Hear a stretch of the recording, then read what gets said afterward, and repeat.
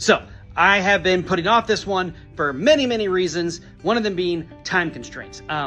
There's not a lot of readily available information for Mitchell County, but luckily I had time today because I'm supposed to be like cleaning and organizing my classroom, and who wants to do that in July, to look up and find the information I needed to do Mitchell County. So finally, today we're going to be talking about Mitchell County, named after Captain William Dexter Mitchell.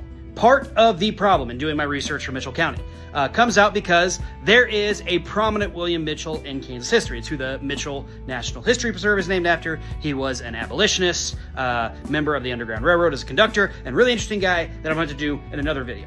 Not the same William Mitchell that Mitchell County is named after. So we have to go and start finding our sources. So let's do that.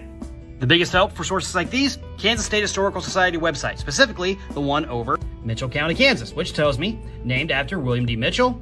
He was in the Union Army from the 2nd Kansas Cavalry and promoted to a captain in Kentucky Regiment. And that's really all it says on there. Now, that doesn't really tell me a lot. And I actually found that after I did a whole bunch of other research. It would have been easier if I had just checked that footnote earlier. But I was able to get to the information I wanted through other sources. The main source I found was this one, Nagle Family History, created by a man by the name of Kenneth Nagle, who is a descendant, or at least somehow related to William Dexter Mitchell. And I was a little concerned that it wasn't him. Again, I hadn't found that Wikipedia entry until after I did all this, and I found all these letters that talk about William D. Mitchell.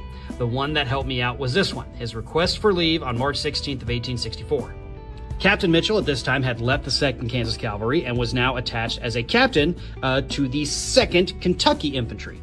He was shot in February 22nd of 1864, and this is his request for leave.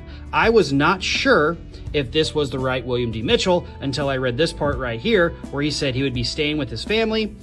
His post office address is Junction City in Davis County, Kansas. They renamed it after the Civil War because, Jeff Davis was the president of the Confederacy, and that wasn't a good thing. Captain Mitchell was killed during the Carolina campaign as part of Sherman's March to the Sea on March 10th in 1865.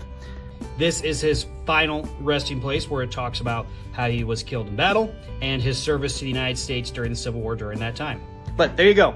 Captain William D. Mitchell, who Mitchell County's namesake, who fought in both the American Civil War as part of the 2nd Kansas Infantry and 2nd Kentucky Infantry. Have a great day, everybody.